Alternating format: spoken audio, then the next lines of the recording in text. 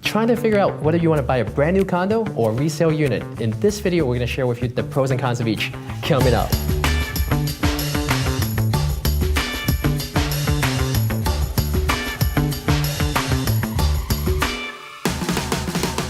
Hi, this is Kai with the Wong team, helping you better understand everything you need to know about New York City real estate. On this episode, we have Tim Allomong from Allomong Associates. Tim, how are you doing today? I'm great. Thank you, Kai, for having me. Thank you for being here. Tell us a little bit about yourself. Sure. My name is Tim Allomong. I'm a real estate attorney here in New York City. I represent buyers, sellers of co-ops, condos, single multifamily homes.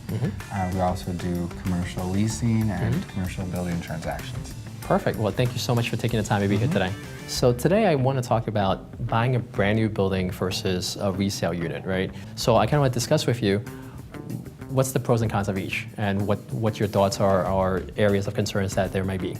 One of the huge differences about buying in a resale condo versus buying a new development condo is obviously the closing costs, of course. Right? So your closing costs increase because your sponsor is going to try to push off the transfer taxes that are normally paid for by the seller onto you as the purchaser. The transfer taxes, you have the New York City transfer tax and the New York State transfer tax. And both of those were amended in April 2019 to be effect July 1st, 2019. For more information on the new New York State tax laws, namely the mansion tax and the seller's transfer tax, please go to the above card and look at our other video. Yeah, you can check it out and it'll give you much more in-depth information about it. So additional closing costs for a new development condo purchaser.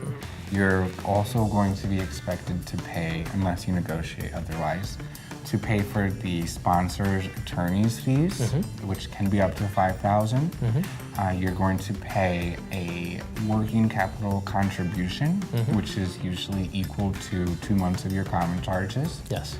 And that's just to start the building's reserve fund in case any reserve or capital improvements are needed over the next few years. Of course. A pro though, buying brand new development is everything's brand new. There's warranties there's coverage. You know that everything is going to be working and functional when you walk in. Versus when you're buying a resale, you're buying most of the time as is.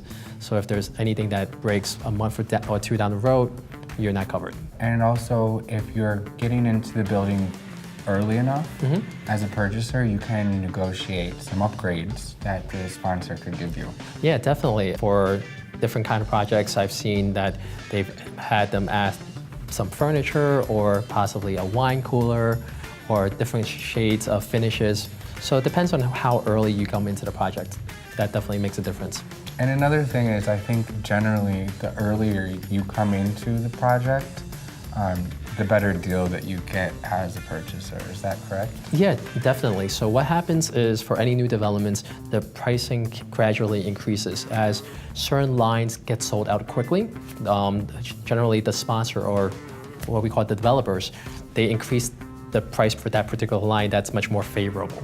So for example, if they see 52A sell, then 53A might be a little bit more expensive, so on and so forth. So what I actually tell a lot of the first-time home buyers that's buying brand new developments is coming in early is great because what happens is, for example, if you're putting something into contract in January and it's not closing until next year, during all this time, as the units in the building sell out and it gradually gets increased, if the market does what it's supposed to do, by the time you actually close on it, the property is actually already worth more than you signed contract for. Exactly. So yeah, definitely buying early will get you a better deal. In terms of for resales, is there any cons that you have to be careful of? Yes, there are some cons. For a resale building, a condominium, then you have capital repairs that may be needed to the building. You want to make sure that the building is not struggling financially. You don't want to catch a falling sword if the boiler goes out and everybody in the building has to chip in to pay for it. So these are the things that you want a good attorney to go in ahead of time before you sign a contract to make sure that there's nothing out of the ordinary with this particular building. So that's one of the biggest cons, but it can be avoided if you have a great attorney. Of course, as long as you have a good team in place, they'll make sure everything gets taken care of. So one of the biggest differences between resale condos and new development condos is the timeline for closing. Of course. Right? So a timeline for closing for a resale condo, you just have to have the purchaser's financing if they're buying with a loan, and the board has to issue its right of first refusal, which is basically the board saying the seller can sell it to anyone else but the board saying that they don't want it. Yes, so it's just the board saying they looked at it, they're not going to move forward with it. Whoever you want to sell it to can buy it. It doesn't take long, but it is a formality. Of course. Now with new development, it depends on when you're going in. Have they broke ground yet? Are they just putting in the final touches? That's obviously going to guide you on how long it's going to take to close the deal. And another thing with brand new development is a lot of them that's coming up now or being developed, they're very amenity driven. Compared to some resale buildings, it might not be as extensive. That's another consideration as well in terms of it being an extension of the home, right? So if you have family and friends over, you can use the pool, the gym, the lounge, and kind of utilize more of the space in the common elements of the building. Yeah, I see that a lot in my deals. Yeah. So thank you so much for sharing. Thank you so much for watching. If you're new here, consider subscribing. On this channel, we share with you buying and selling tips, market updates, and neighborhood guides. So if you have any questions or enjoy this video, please let us know in the comment below. And we'll see you in the next video. Bye.